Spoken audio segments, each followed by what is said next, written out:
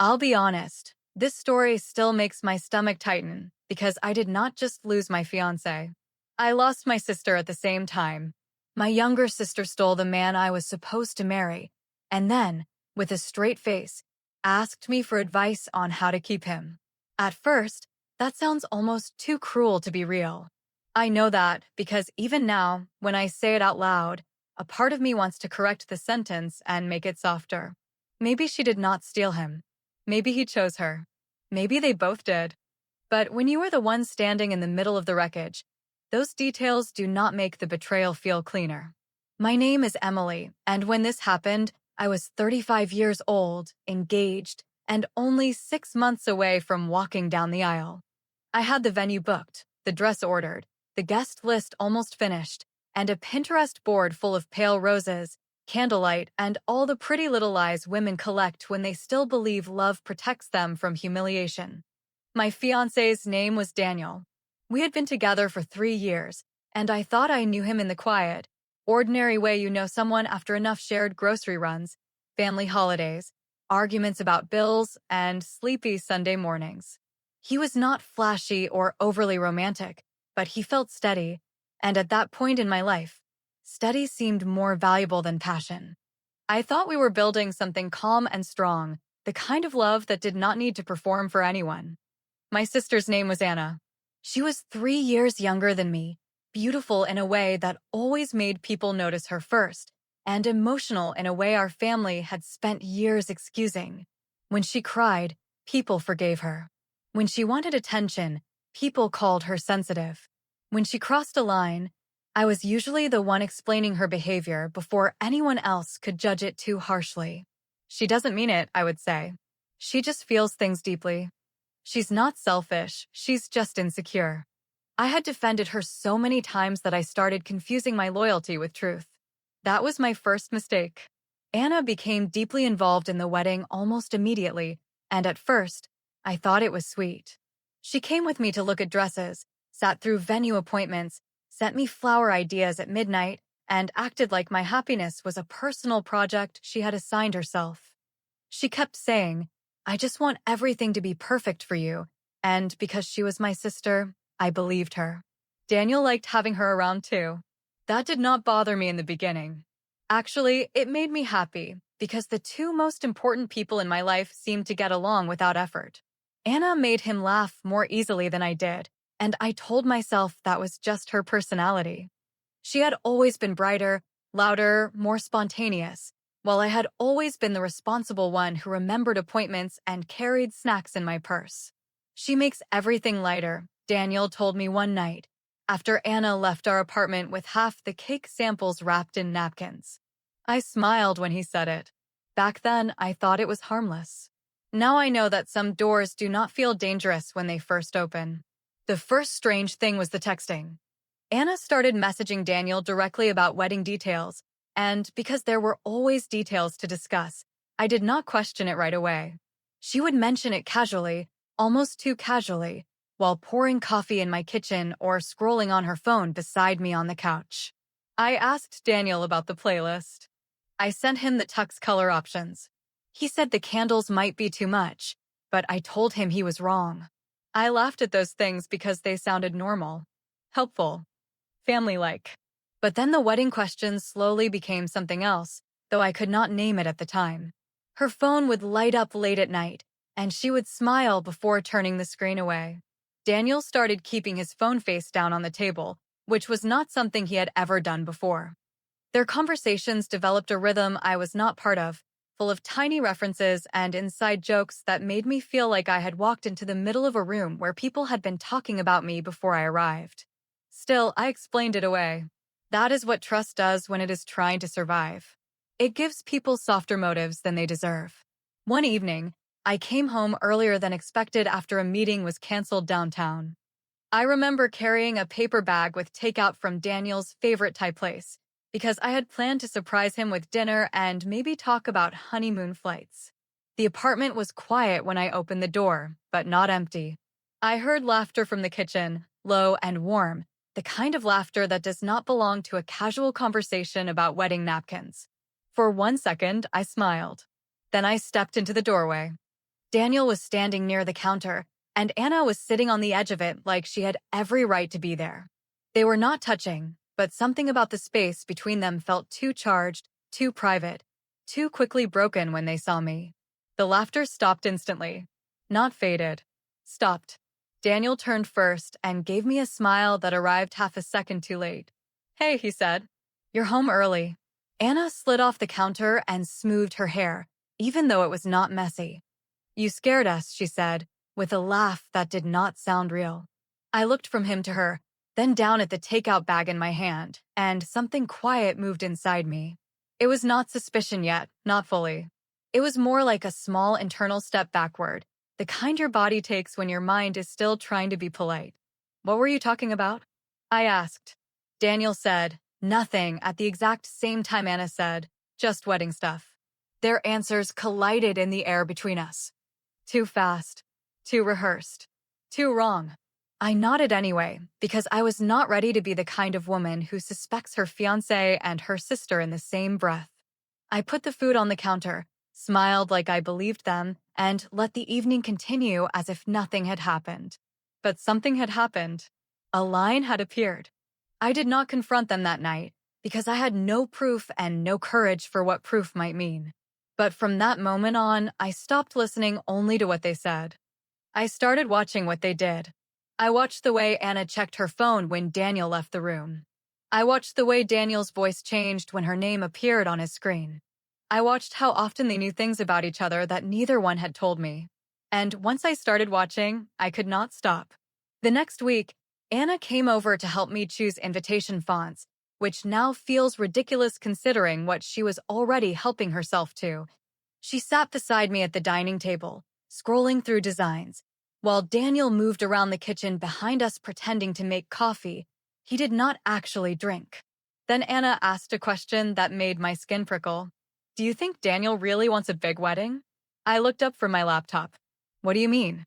She shrugged too casually. "I don't know. Some men only agree to big weddings because they don't want to disappoint anyone." Daniel did not turn around, but his shoulders changed. It was small. Almost nothing. But I saw it.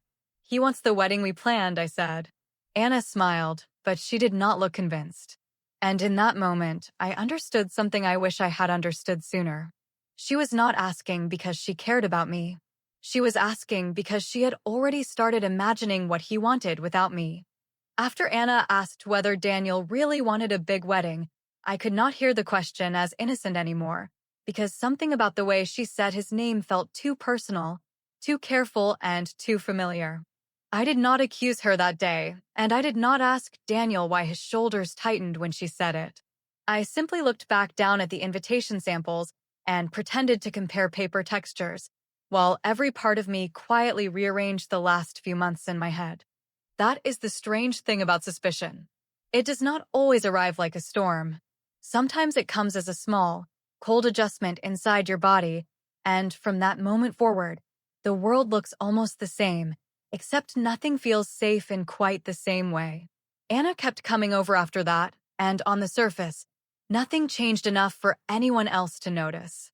She still brought iced coffee, still kicked off her shoes by the door, still called me dramatic when I worried about centerpieces or seating charts. She still acted like my wedding was the most exciting thing in her life. But now I noticed how often she looked at Daniel before answering me, as if his reaction mattered more than mine. Daniel changed too, though he was better at making it look like nothing. His phone was suddenly always near him.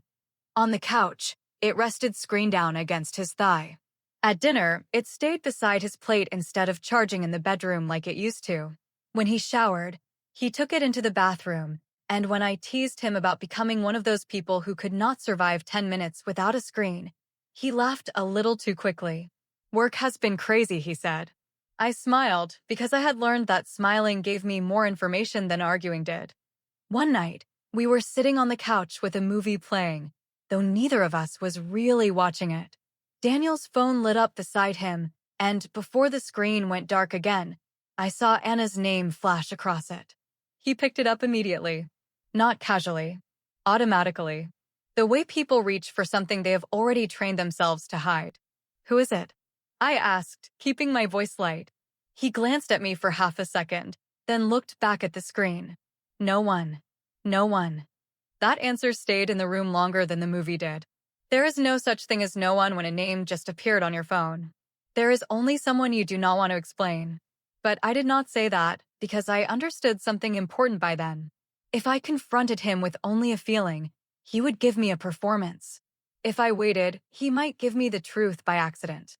The next morning, Anna called me while I was driving to work. She sounded cheerful, almost breathless, like she had already had too much coffee. "I need your opinion on something," she said. I almost laughed, because that had become her favorite way to enter conversations she should not have been having. "What is it?" There was a pause just long enough to make my fingers tighten around the steering wheel. "Do you think a man can love someone and still be scared to hurt another person?" For a moment, the road in front of me seemed to narrow. I let the question sit there, because I wanted to hear what she would do with the silence. "That's a very specific question," I said. She laughed, but the sound had no weight. "It's not about me. I was just thinking about something from a show." "A show?" "Of course. People always hide real questions inside fake examples when they are testing how much truth the room can hold." "I think," I said carefully, "that if someone is scared to hurt another person, they should stop doing things that will hurt them." Anna went quiet. Only for a second. But I heard it. "That makes sense," she said finally. When we hung up, I sat in my office parking lot for almost 5 minutes, staring at nothing, because my mind had started building a shape I was terrified to name. Anna was not asking about weddings anymore. She was asking about guilt. She was asking about timing. She was asking how someone could step over me without looking like a monster. And somehow, even then, part of me still wanted to be wrong. That evening, I tested something small. Daniel was making dinner, and I stood beside him at the counter, tearing lettuce for a salad neither of us wanted.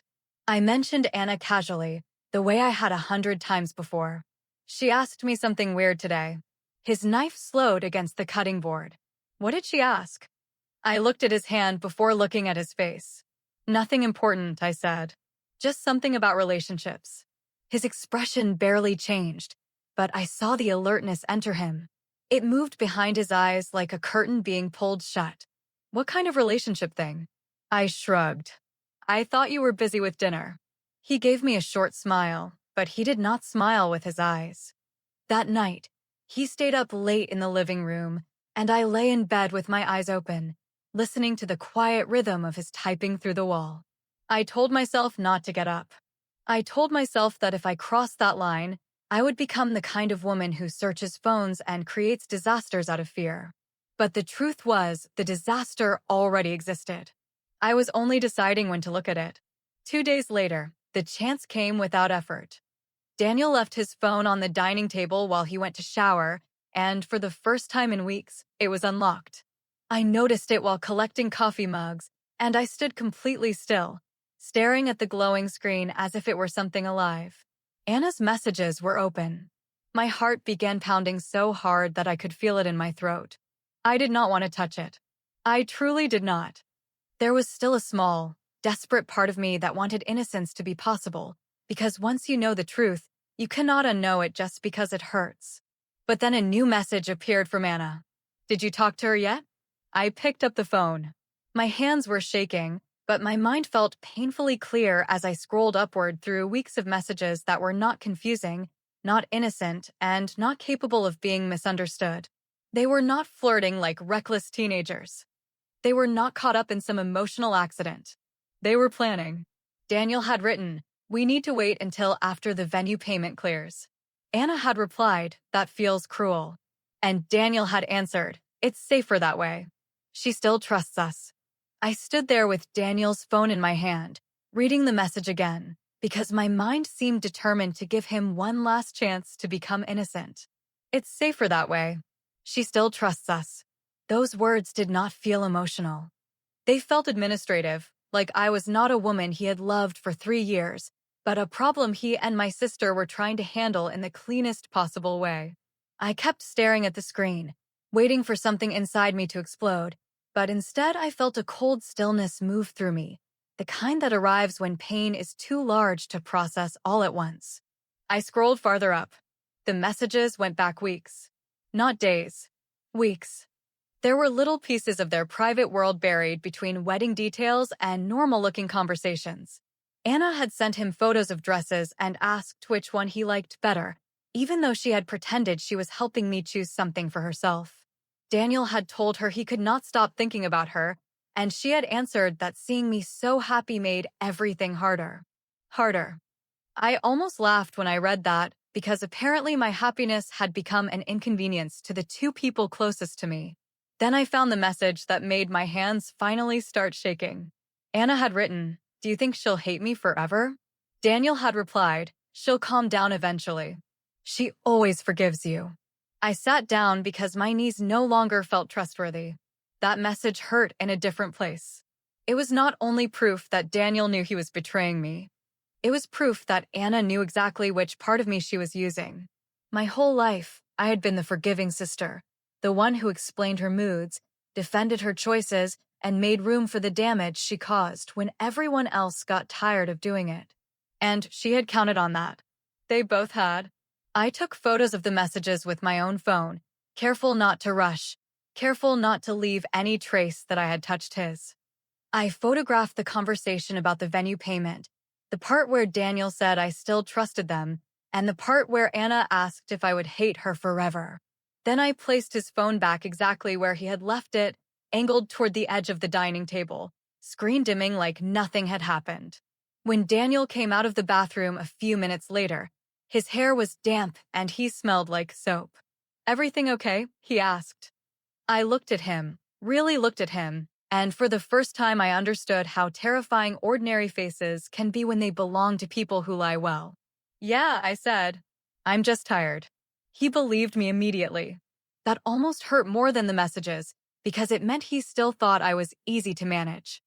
He leaned down, kissed my forehead, and asked if I wanted to order dinner, as if he had not been planning the destruction of our engagement with my sister through a glowing screen on the table. I said I was not hungry. That part, at least, was true. I barely slept that night. Daniel breathed evenly beside me, peaceful in a way that made me want to leave the room, while I lay awake staring at the ceiling and replaying every conversation Anna had started over the past few weeks. Her questions suddenly rearranged themselves into something uglier than curiosity. She had not been asking about Daniel's taste in music, or whether he liked small weddings, or whether men sometimes stayed with women out of guilt because she cared about my marriage. She had been studying the exit. The next morning, I woke before Daniel and made coffee because I needed something normal to hold in my hands. He kissed my cheek on his way out, told me he had a long day, and said he might be home late.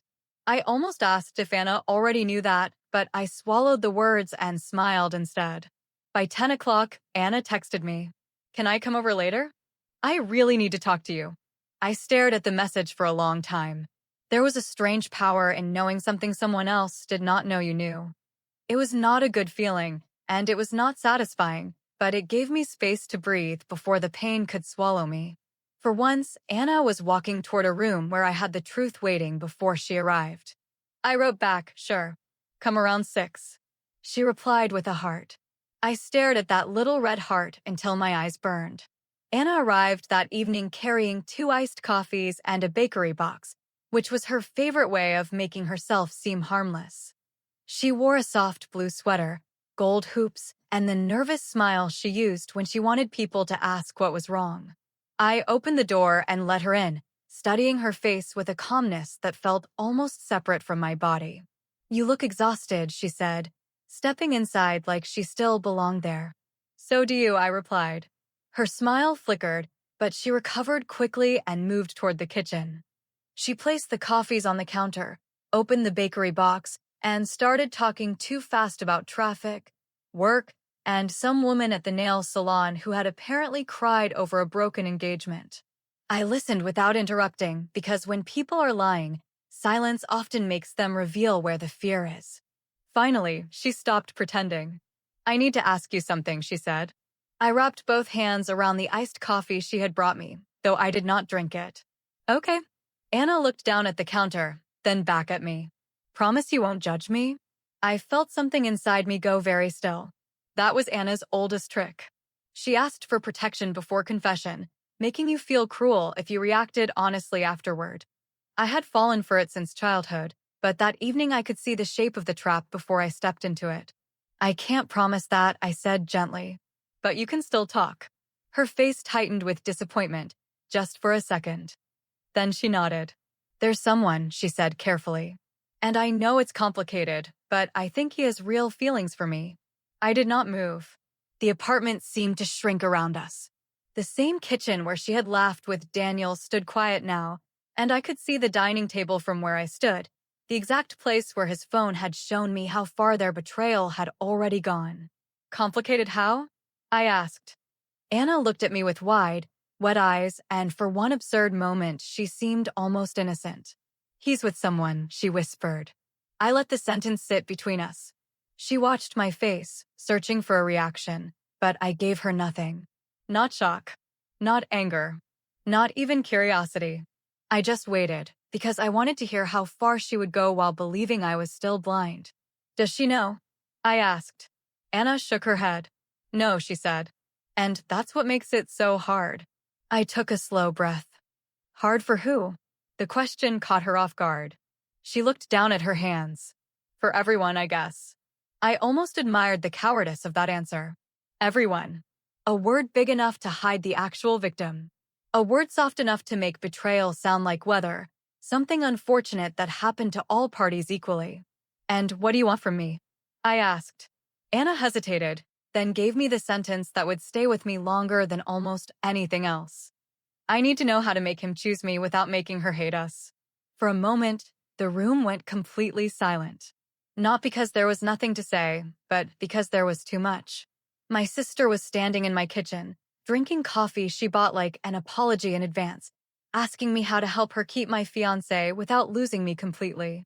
She had turned me into both the obstacle and the counselor, and she still thought I loved her enough to help. I looked at her for a long time. Then I asked, does he love you? Her eyes filled with hope so quickly it almost made me sick. He says he does. And you believe him? I want to, she said, and that was the first honest thing she had said all night.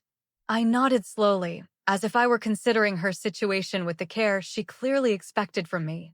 Then her phone lit up on the counter. She glanced down before she could stop herself, and I saw Daniel's name flash across the screen. The message preview was short. Did she help you decide what to do?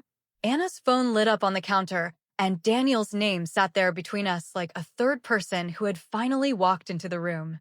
For 1 second, neither of us moved. The coffee cups sweated onto the marble, the bakery box sat open between us, and my sister stared at her screen with the kind of fear people show when a private lie suddenly becomes public. The message preview was still visible.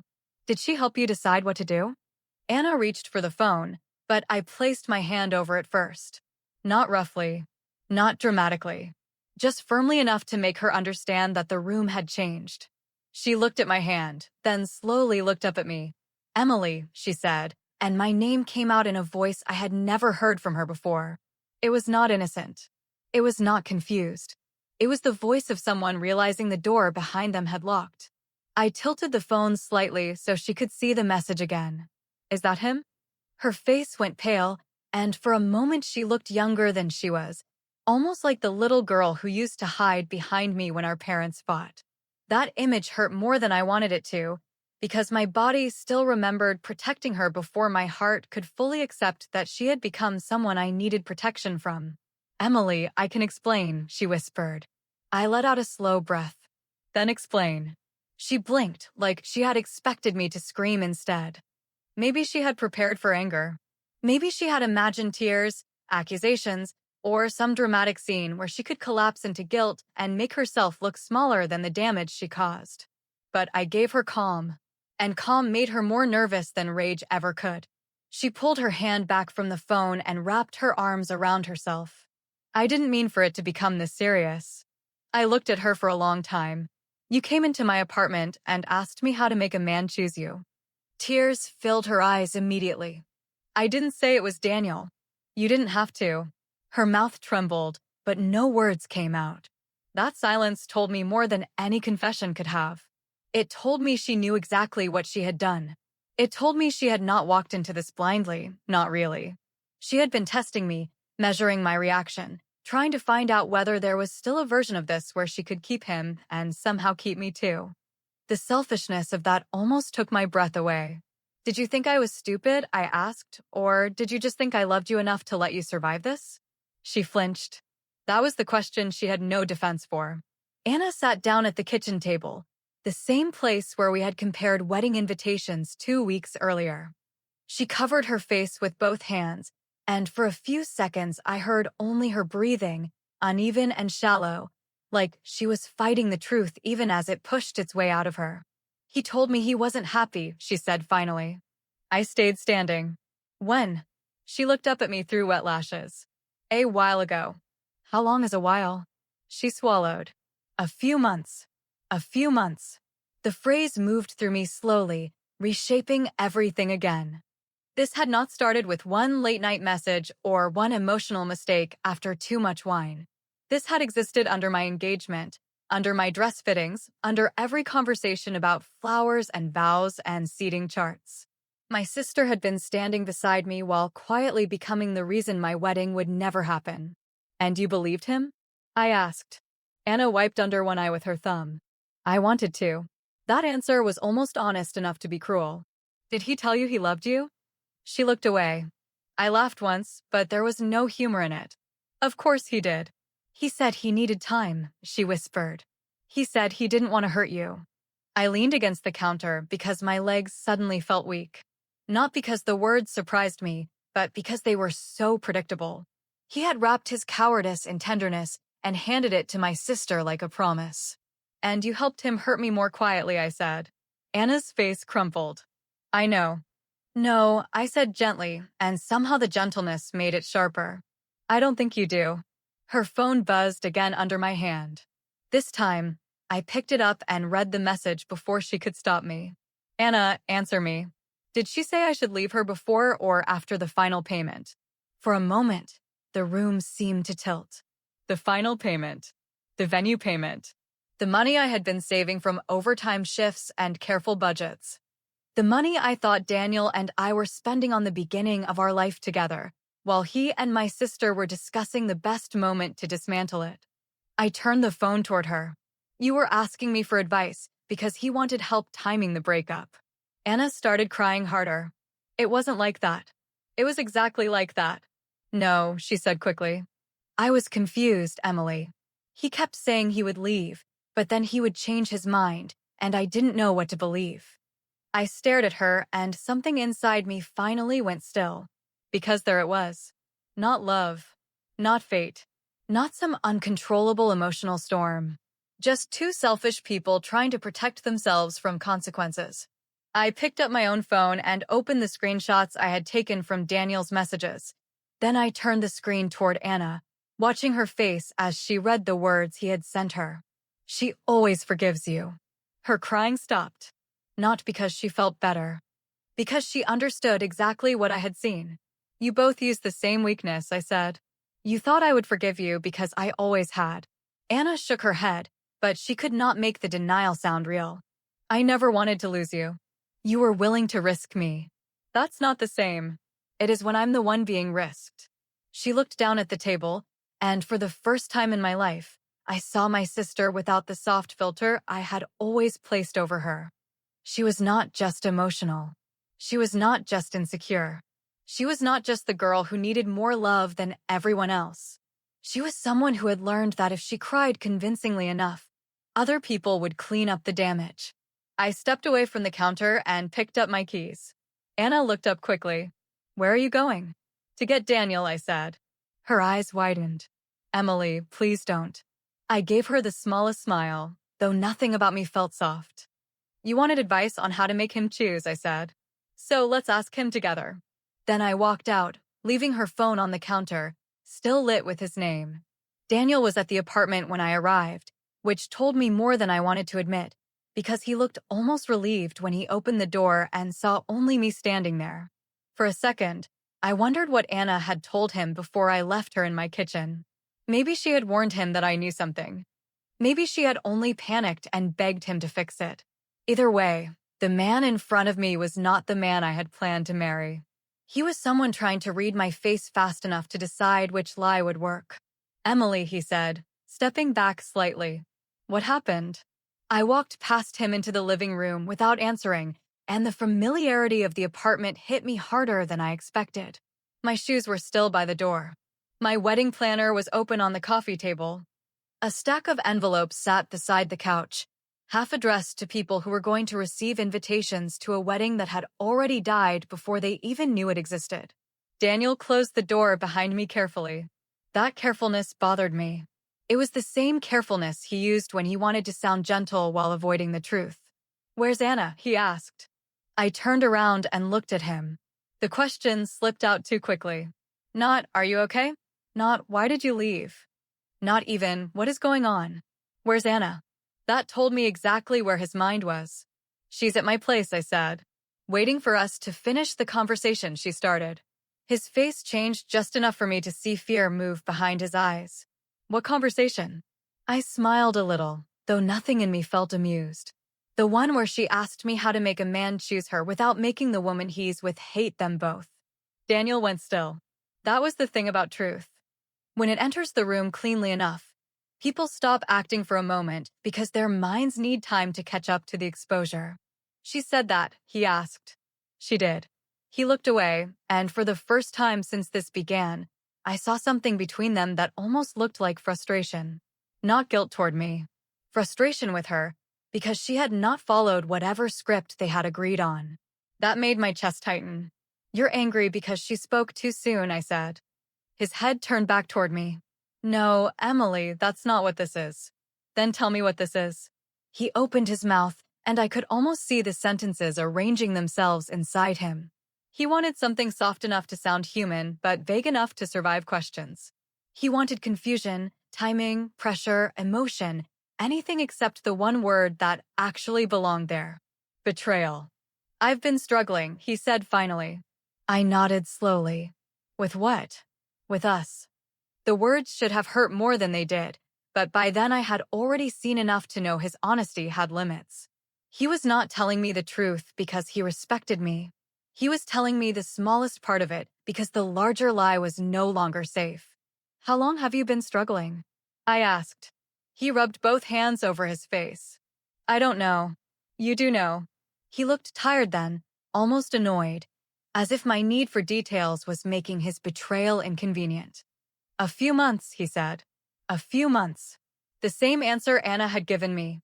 For a moment, I pictured myself sitting beside him during those months, talking about cake flavors, guest hotels, honeymoon flights, and whether his mother would complain about the seating arrangement.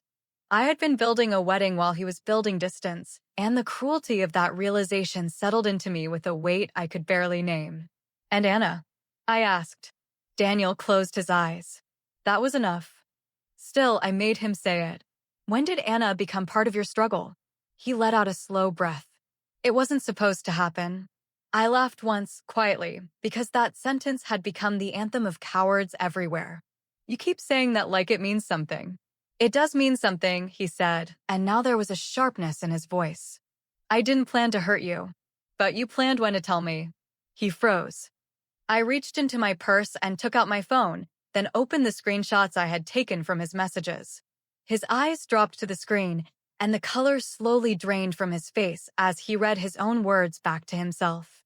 "We need to wait until after the venue payment clears. It's safer that way. She still trusts us." I watched him read them, and something in me became quiet. Not peaceful, just certain. "Do you know what the worst part is?" I asked. He did not answer. "The worst part is not that you wanted her. It's that you wanted me to keep paying for a future you had already decided I might not have." Daniel looked up quickly. "That wasn't about money." "Then why wait for the payment?" He had no answer that could survive the room. The silence stretched between us, and in that silence, I felt the last thread between us finally break. I had expected a dramatic ending to feel louder, but this was almost still. Just me, standing in the apartment where I had imagined my married life beginning, realizing that the man I loved had been managing my trust like a budget. Then the door behind me opened. Anna stepped inside. She must have driven over after me, probably unable to stand not knowing what Daniel would say without her there. Her face was blotchy from crying, and when Daniel saw her, he looked at her with anger before he looked at her with love. That tiny order told me everything. Anna saw it too. Her expression shifted, and for the first time, I think she understood that the story he had been selling her was not the same story he had been living. I looked at both of them standing in front of me. My sister. My fiancé. Two people waiting for me to make their guilt easier. Instead, I took off my engagement ring and placed it on the coffee table beside the wedding planner. The sound it made was small, but both of them flinched like it had shattered glass. The engagement ring sat on the coffee table beside the wedding planner, and for a few seconds, neither Daniel nor Anna seemed capable of looking away from it. It was strange how small it looked there. For 6 months, that ring had felt like a promise I could carry on my hand. It had caught the light when I drove, when I cooked dinner, when I signed contracts for the venue, and when I held my sister's hand in bridal shops while she pretended to be happy for me. Now it looked like what it really was. A piece of metal sitting beside paperwork for a future that had already been emptied out behind my back. Daniel took one step toward the table, then stopped. Anna stayed near the door, breathing unevenly, her eyes moving between him and me as if she still expected someone else to decide what kind of scene this would become. I looked at Daniel first. You wanted to wait until after the venue payment, I said, keeping my voice steady because steadiness was the only thing I had left that they could not take from me. So now I want to hear you say why. He rubbed his jaw and looked toward the window, which was what he always did when he wanted a few extra seconds to invent something acceptable. It wasn't about the money, he said. Anna made a small sound behind me, not quite disbelief and not quite fear. I turned slightly and saw her watching him with a face I had never seen before. For the first time, she did not look like my confident little sister who always knew how to make herself the center of a room. She looked like someone realizing she had been standing in the same fire she helped start. If it wasn't about money, I said, then why did both of you discuss the payment before discussing how to tell me the truth? Daniel's eyes hardened for a moment, and there it was again, that flash of irritation beneath the guilt. He was not only ashamed. He was angry that I had become difficult. He was angry that I had evidence. He was angry that I had stepped out of the role he expected me to keep playing. The deposit was non-refundable, he said finally. I stared at him. So you wanted me to pay it before you left? No, he said quickly, but not quickly enough to sound innocent. I thought if we had more time, I could figure out what I actually wanted. Anna looked at him sharply. That one sentence changed the room more than my ring had. What you actually wanted, she asked. Daniel turned toward her, and the way he looked at her was not romantic. It was cautious, almost annoyed, like she had just forgotten she was supposed to remain useful and quiet. I folded my arms, not because I felt strong, but because I needed somewhere to put my hands. Go ahead, I said. Tell her too. Daniel shook his head. This isn't helping. No, I said. It is helping me for the first time all night. Anna stepped farther into the room, and I could see the tears drying unevenly on her face. You told me you were sure, she said. Daniel's mouth tightened. I almost felt sorry for her then, but only for a second. She had walked into this room expecting me to be the obstacle between them, and instead she was finding out that Daniel had never fully chosen her either. He had chosen secrecy. He had chosen delay. He had chosen whatever kept him most comfortable for the longest possible time. I said I had feelings, Daniel replied. Anna looked like he had slapped her. You said you loved me. The words hung there, ugly and exposed. Daniel glanced at me, as if he hated that I was hearing that sentence from her mouth instead of from the messages. It was too late for dignity now, but he still seemed determined to save scraps of it for himself. I said a lot of things when I was confused, he said. That was when Anna finally understood the shape of the man she had helped betray me for. Her face changed slowly, almost painfully. Hope left first. Then shock. Then something that looked very close to shame. She looked at him like she was seeing him clearly for the first time, and I knew that feeling too well to take pleasure in it. You told me you were going to end things, she whispered. Daniel exhaled, frustrated. I was trying to handle it without destroying everyone. I laughed softly, though nothing about it was funny. You were trying to destroy me quietly.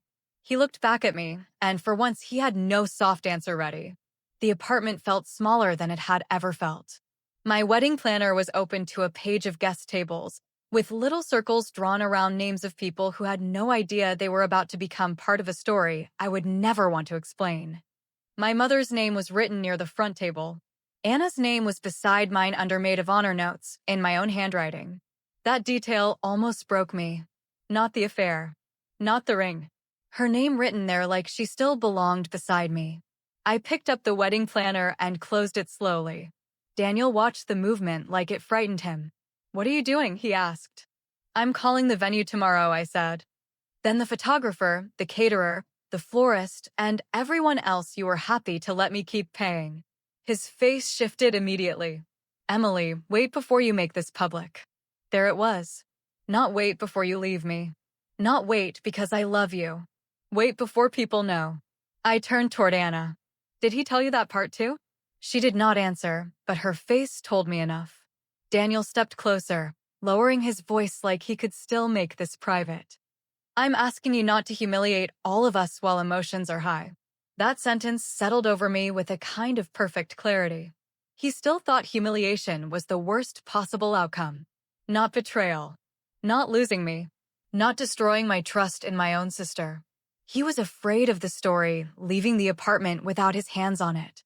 "You humiliated me when you made me the last person to know my own life," I said. Anna began crying again, but this time the sound did not pull me toward her. It stayed outside me, like rain against glass. Daniel looked at the ring on the table, then back at me. "Can we at least talk tomorrow?" "No," I said. "Tomorrow is for canceling things." I picked up my keys from the counter and walked toward the bedroom to get a bag. Neither of them followed immediately, which told me they were finally starting to understand that this was not a negotiation anymore. In the bedroom, my wedding dress was hanging inside its garment bag on the closet door. I had forgotten it was there. For a moment, I just stood in front of it, staring at the white fabric hidden behind plastic, and the grief finally came close enough to touch. I thought about my mother crying when I tried it on. I thought about Anna clasping her hands over her mouth and saying I looked perfect. I thought about Daniel smiling when I told him he was not allowed to see it until the aisle. All of that had happened while something else was already growing in the dark. I took the garment bag down, carried it back into the living room, and placed it across the chair. Anna stared at it. Daniel did too. "I don't want this in my car," I said. "I don't want it at my sister's house. I don't want it anywhere near me tonight." Anna wiped her face. "Emily, please don't do this like I'm nothing to you." I looked at her carefully, because that was the most honest question she had asked all night. "You were everything to me," I said. "That is why this works." She folded into herself then, and Daniel reached toward her by instinct before catching himself. I saw it. So did she. And somehow that tiny unfinished movement finished everything for me. I grabbed my overnight bag, my laptop, my passport, and the folder of wedding contracts from the drawer. Then I walked to the front door without looking back at the dress, the ring, or the two people standing beside the life they had ruined together. Daniel called my name once. Anna did too. I opened the door anyway. But before I stepped into the hallway, my phone rang. It was my mother. I answered because I thought, somehow, maybe she had felt something was wrong. Instead, her voice came through sharp and confused. "Emily, why did Anna just text me saying you're having a breakdown and calling off the wedding for no reason?" My mother's questions stayed in my ear while I stood in the doorway of the apartment, with my overnight bag in one hand and my entire future sitting behind me on a coffee table. "Emily, why did Anna just text me saying you're having a breakdown and calling off the wedding for no reason?" For a moment, I could not answer her, because the cruelty of it landed slower than the betrayal itself. Anna had not just taken my fiancé, and she had not just asked me how to keep him. She had already started preparing the version of the story where I looked unstable, emotional, and unreasonable before I could tell anyone what they had done. Daniel stood behind me, completely still, and Anna stood near the kitchen with her phone lowered in her hand. Neither of them said anything at first, but they did not have to. The room had already confessed for them. "Mom," I said carefully, "I am not having a breakdown." My mother went quiet, and I could hear the shift in her breathing. She knew my voice. She knew when I was crying, when I was angry, and when I was trying very hard not to fall apart in front of people who did not deserve to see it. "What happened?" she asked. I looked at Anna then, and her face crumpled before I even spoke. She knew I was about to remove the only protection she had left, which was my old habit of keeping family pain private so nobody else had to feel uncomfortable. "Anna has been seeing Daniel," I said. "They have been planning when to tell me, and they wanted to wait until after more wedding money was paid." My mother did not speak for several seconds. Behind me, Daniel finally moved. "Emily," he said quietly, "don't do this on the phone." I turned just enough to look at him. "You lost the right to choose where the truth is spoken." His face hardened, not much, but enough for me to recognize the man I had seen hiding under the gentle one. He was afraid now, but not only of losing me. He was afraid of witnesses. He was afraid of my mother, my family, the venue coordinator, our friends, and every person who might hear the story before he could polish it into something softer. Anna stepped forward with tears already spilling down her face. "I didn't mean it like that," she whispered. I almost laughed, because she had texted my mother that I was breaking down while standing in the same room as the proof. Even in panic, she had chosen herself first.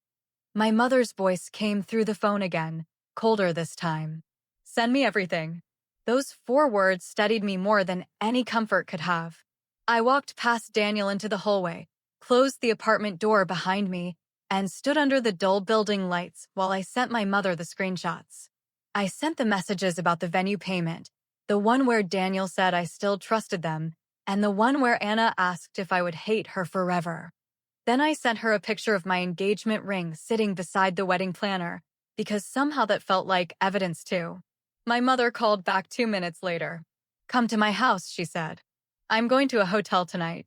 "No," she replied, and her voice broke just slightly. "You're coming home." That was the first time I almost cried. Not because I wanted to be rescued, but because someone had finally spoken to me like I was the person who needed protecting. For weeks, I had been the obstacle in their story, the woman they were trying to manage, delay, and gently remove from a life I thought belonged to me. I drove to my mother's house without turning on music. Daniel called 7 times before I reached the interstate, and Anna sent 5 messages that I did not open. I could see the previews lighting up my screen, each one more desperate than the last. "Please don't tell everyone. You don't understand what he told me. I'm still your sister." That last one made my chest ache, because she was right in the most painful way.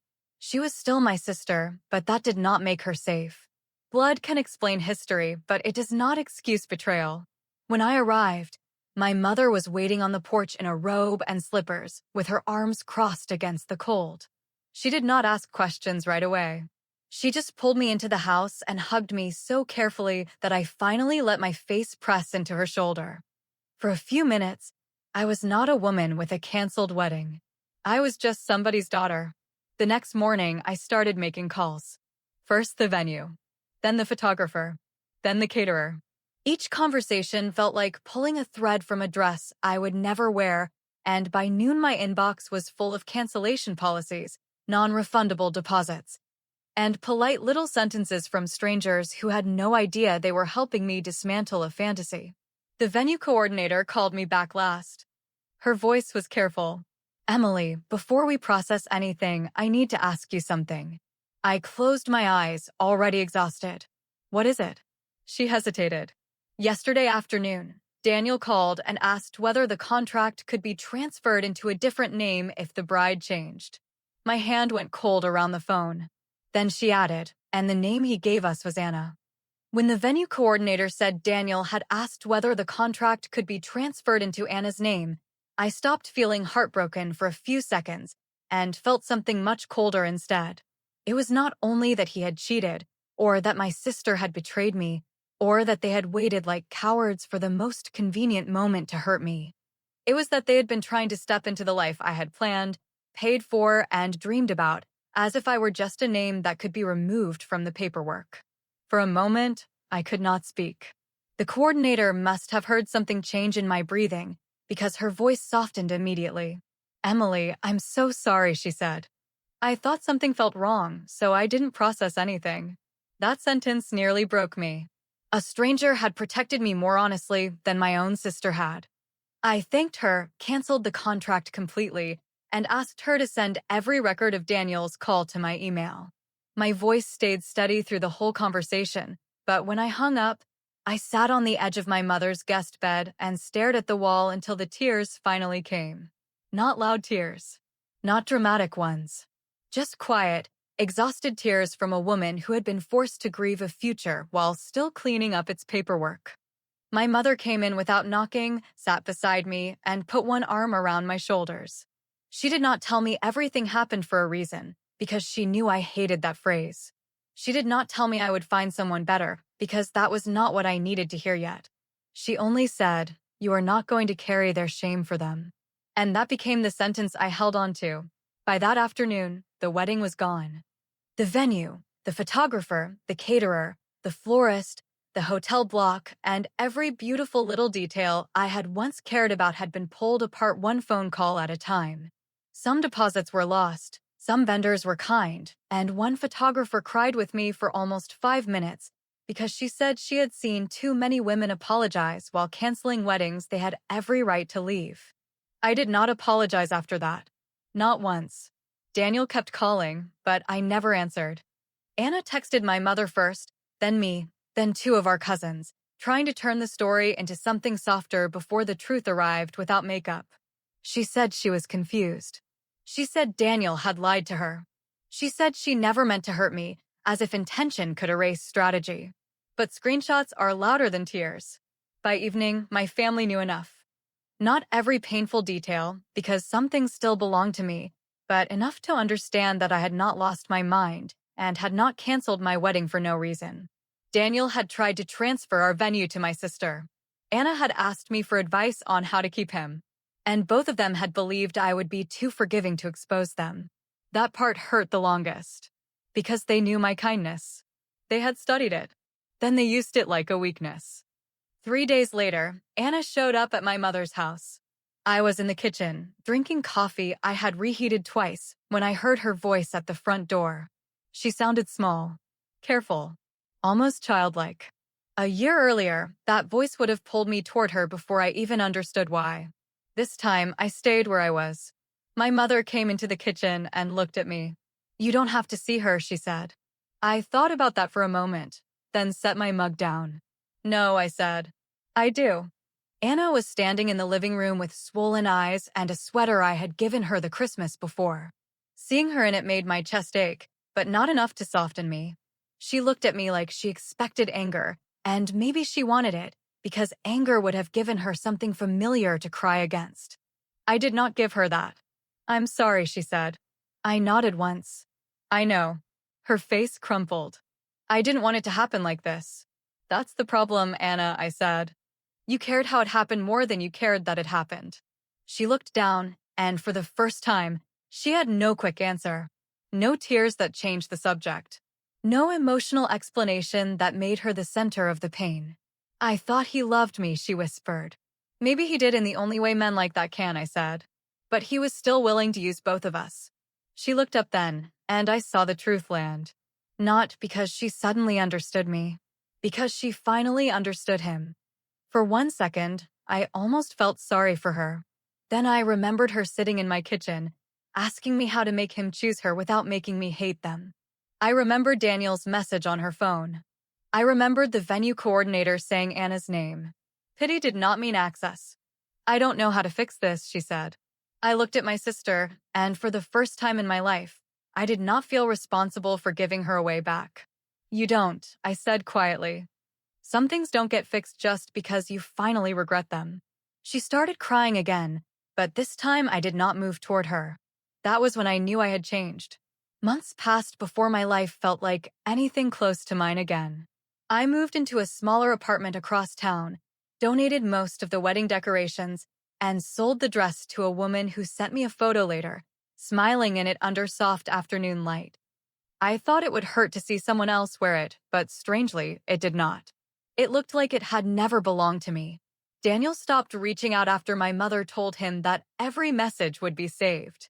Anna disappeared from family events for a while, and when she eventually came back, everyone treated her carefully, like a cracked dish nobody knew where to place. I saw her once, almost a year later, outside a grocery store. She said my name. I stopped. She looked different, quieter, less polished around the edges. For a moment, I remembered every birthday we had shared, every childhood secret, every time I had stood between her and the consequences of her own choices. Then she said, "Do you still hate me?" I thought about it honestly. Then I shook my head. "No," I said. "I just don't know you anymore." That hurt her. I saw it, but it was still the truth. I walked away without looking back, and for once, leaving did not feel like losing. It felt like returning to myself. Because in the end, I did not lose my fiancé to my sister. I lost the illusion that love, blood, or history can protect you from people who are willing to use them. And once that illusion was gone, I finally had something real to build on. My own life. My own peace. My own name. No longer attached to a wedding that was never meant to save me.